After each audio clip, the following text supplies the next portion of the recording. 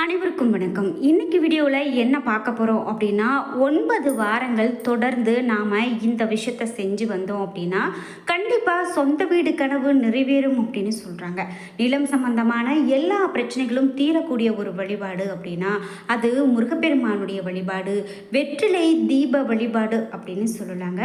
அதாவது வெற்றிலையில் நாம் தீபம் ஏற்றி வைத்து வழிபாடு செய்யும்போது கண்டிப்பாக அந்த முருகப்பெருமானுடைய அருளை பெற முடியும். வீடு கட்டக்கூடிய கனவு நிறைவேறும். அதை பற்றி தான் நம்ம முழுமையாக இந்த வீடியோவில் பார்க்க போகிறோம். உங்களுக்கு முருகப்பெருமான் பிடிக்கும் அப்படின்னா மறக்காமல் முருகப்பெருமானுக்கு அரோகரா என்ற வாசகத்தை கீழே கமெண்ட் பாக்ஸில் பதிவிட்டுட்டு வீடியோக்கு ஒரு லைக் பண்ணிவிட்டு வீடியோவை தொடர்ந்து பாருங்கள். நீங்கள் இன்னும் உற்சாகம் டிவி சேனலை சப்ஸ்கிரைப் பண்ணாமல் இருந்தால் சப்ஸ்கிரைப் பண்ணிக்கோங்க. கூடவே இருக்க பெல் ஐக்கானை மறக்காமல் கிளிக் பண்ணிடுங்க. வாங்க வீடியோக்குள்ளே போகலாம். உங்கள் வாழ்க்கையில் நினைத்த காரியம் நடக்கலை, நான் எந்த விஷயம் செய்ய போனாலும் அது கிட்ட வந்துட்டு தடையாகவே அமையுது, ஏன் அந்த விஷயம் எனக்கு கை கொடுல அப்படின்னாலாம் நீங்கள் மனக்குழப்பத்தில் இருக்கீங்க அப்படின்னா ஸ்ரீ வராகியம்மன் ஜோதிட நிலையத்தில் நல்ல ஒரு ஜோதிட பலன்கள் சொல்லப்படுதுங்க. உங்களுக்கு இருக்கக்கூடிய கஷ்டம் என்ன, அந்த கஷ்டத்துக்கு நீங்கள் என்ன மாதிரியான பரிகாரங்கள் செய்யணும், நீங்கள் என்ன பண்ணணும் அப்படிங்கிறத வராகியம்மன் ஜோதிட நிலையத்தின் மூலமாக அவங்க சொல்லுவாங்க. நீங்கள் தொலைபேசி எண்ணுக்கு தொடர்பு கொண்டு பேசுனீங்க அப்படின்னாலே கண்டிப்பாக உங்களுடைய வாழ்க்கையில் இருக்கக்கூடிய எல்லா பிரச்சனைகளையும் தீர்த்து வைக்க முடியும். இந்த வீடியோக்கு கீழே டிஸ்கிரிப்ஷனில் நான் வராகியம்மன் ஜோதிட நிலையத்தினுடைய தொலைபேசி எண் கொடுத்துருக்கேன். நீங்களும் முயற்சி செய்து பாருங்கள். வெற்றிலை தீபம் ஏற்றுவதால் அளப்பரிய நன்மைகள் கிடைக்குது அப்படின்னு சொல்கிறாங்க. அதாவது நினைத்த காரியங்கள் கைக்கூடி வருது. முக்கியமாக செவ்வாய்க்கிழமைகளில் வெற்றிலை தீபம் ஏற்றி வழிபாடு செய்தோம் அப்படின்னா கண்டிப்பாக எல்லா பிரச்சனைகளும் தீரும் அப்படின்னு சொல்கிறாங்க. செவ்வாய்க்கு பூமிக்காரகன் மங்களக்காரகன் அப்படின்னு பெயர் உண்டுங்க.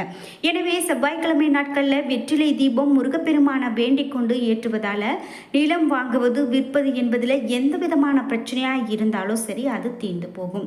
அதே போல புது வீடு வாங்க வேண்டும் என்ற ஆசை இருந்தாலும் விரைவிலேயே நிறைவேறும். அல்லது இருக்கக்கூடிய இடத்துல புது வீடு கட்ட வேண்டும் என்ற எண்ணம் இருந்தாலும் அது கண்டிப்பா நிறைவேறும். முருகப்பெருமானுடைய திருவுருவ படம் அல்லது விக்கிரகம் இவற்றில் ஏதாவது ஒன்றினை எடுத்து அதை சுத்தமாக துடைத்து மஞ்சள் குங்கும பொட்டு வைத்து படத்திற்கு வாசனை நிறைந்த மலரென வைக்கலாம். பூக்களை கிழக்கு திசை நோக்கி வடதிசையில் பூஜையை கிழக்கு திசை மற்றும் வடக்கு திசையில் செய்வது நல்லது. அடுத்ததாக காம்புடன் கூடிய 6 வெற்றிலைகளை எடுத்துக்கொள்ளலாம். வெற்றிலைகள் அழுக்காகவோ கிழிந்தோ இருக்கக்கூடாது. வெற்றிலையில் இருக்கக்கூடிய காம்புகளை கிள்ளி தனியாக எடுத்து வச்சிருக்கலாம். பிறகு வெற்றிலையின் நுனியில் மஞ்சள் குங்குமம் போட்டு வைக்கலாம். மேலும் இது மட்டும் இல்லாமல் ஒரு தாம்பூலத்தட்டின் மீது 6 வெற்றிலைகளையும் விசிறி வடிவத்தில் பரப்பி வைக்க வேண்டும். பிறகு ஒரு அகல் விளக்கினை எடுத்து அதற்கு மஞ்சள் குங்குமம் பொட்டு வைத்து வெற்றிலையின் மீது நடுவே வைக்கலாம். பிறகு அகல் விளக்கினுள் எடுத்து வைத்த வெற்றிலை காம்புகளை போட்டு நல்லெண்ணெய் ஊற்றி திரி போட்டு தீபம் ஏற்றலாம்.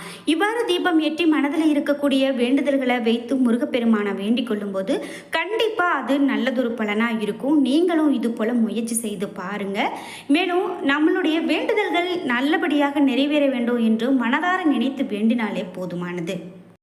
நம்மளுடைய எத்தகைய வேண்டுதல்களையும் நிறைவேற்றக்கூடிய அதீத சக்தி இந்த வெற்றிலைக்கு உண்டு.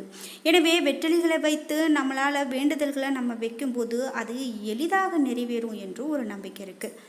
மத்திம வெற்றிலையில் 5 வெற்றிலைகளை எடுத்து அதில் மஞ்சள் தடவிய அட்சதை அரிசியையும் 11 ஏலக்காய்களையும் வைத்து நுனி பகுதியில் இருந்து மடித்து நாம் பணம் வைக்கக்கூடிய இடத்துல பொட்டலமாக கட்டி வைத்தா பண கஷ்டம் நீங்கும். இதனை வைத்து விட்டு நம்ம பணப்பொட்டியை மூடுவதற்கு முன்னர் நாம் ஒரு மந்திரத்தை சொல்லணும் அப்படின்னு சொல்கிறாங்க. அதாவது வெற்றிலையை வைத்துட்டு மகாலட்சுமி தான் வெற்றிலையினுடைய அம்சம் அப்படின்னு சொல்லுவாங்க. அதனால் மகாலட்சுமியை வேண்டிக் கொண்டோம் அப்படின்னா நிச்சயமாக நம்ம வாழ்க்கையில் நல்லது நடக்கும் அப்படின்னு ஒரு அர்த்தம் உண்டு. பொதுவாகவே மங்கள பொருட்களான வெற்றிலை எல்லா சாஸ்திர சம்பிரதாயங்கள்லேயும் முதலிடம் பெறும். வெற்றிலையில் அனைத்து பகுதிகளிலும் தெய்வங்கள் வசிக்கிறாங்க என்று நம்பப்படுது. நுனி பகுதியில் மூதேவியும், வெற்றிலையினுடைய காம்பு பகுதியில் மகாலட்சுமியும், நரம்பு பகுதியில் பிரம்மதேவரும், வெற்றிலையினுடைய முன்பக்கத்தில் ஈசனும் பின்பக்கத்தில் சக்தியும் வசிப்பதா ஐதீகம் உண்டு. இதனால் நுனி பகுதியை நீக்கிட்டு வெற்றிலையை போடுவது வழக்கம். இதற்கு வெற்றிலையை வைத்து செய்யப்படக்கூடிய வழிபாடுகள் அனைத்துமே நம்மளுடைய வேண்டுதல்களை உடனே நிறைவேற்றுவதாகவும் ஐதீகங்கள் சொல்லப்படுது. எனவே வெற்றிலை பற்றிய மகத்துவங்களை நாம் தெரிந்து செயல்படுவது மிகவும் நல்லது. காலை பிரம்ம முகூர்த்த வேலை அல்லது மாலையில் பிரதோஷ வேலைகளில் விளக்கேற்றி வைத்து செய்வது மிக மிக அற்புதமான பலனை பெற்றுக் கொடுக்கும் என்பதுதான் வெள்ளிக்கிழமை வழிபாடினுடைய மகிமையாகவே சொல்லலாம். சாதாரணமாகவே நாம் எந்த ஒரு வழிபாட்டை மேற்கொண்டாலும் சரி, குறிப்பிட்டு வெள்ளிக்கிழமை வழிபாடு அப்படிங்கிறது நம்மளுடைய வாழ்க்கையில் மிக பெரும் பலனை பெற்றுக் கொடுக்கும் அப்படின்னு சொல்லலாம்.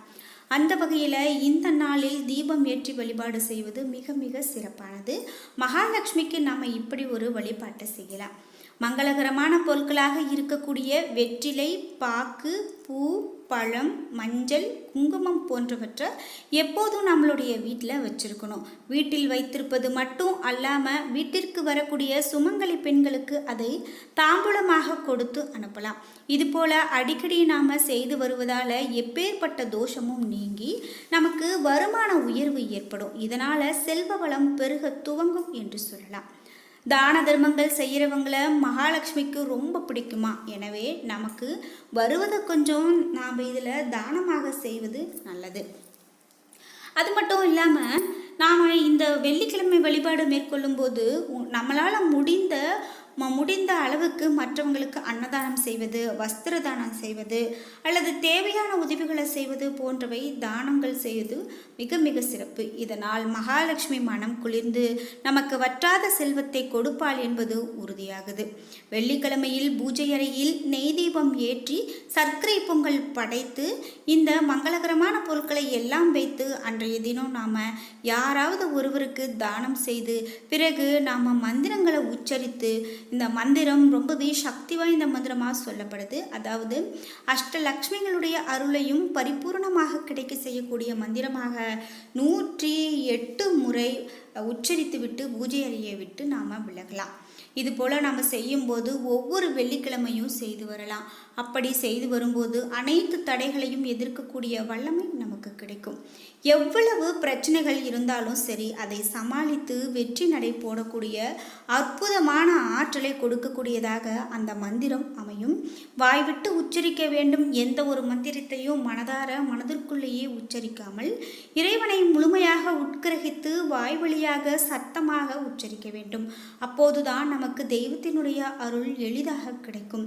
நாம் இது போன்ற விஷயங்களை தினமும் கடைபிடித்து வந்தாலே போதும். கண்டிப்பாக அந்த வெள்ளிக்கிழமை வழிபாடு நம்மளுடைய வாழ்க்கையிலையும் செல்வ வளத்தை பெற்றுக் கொடுக்கும் அப்படின்னு சொல்லலாம்.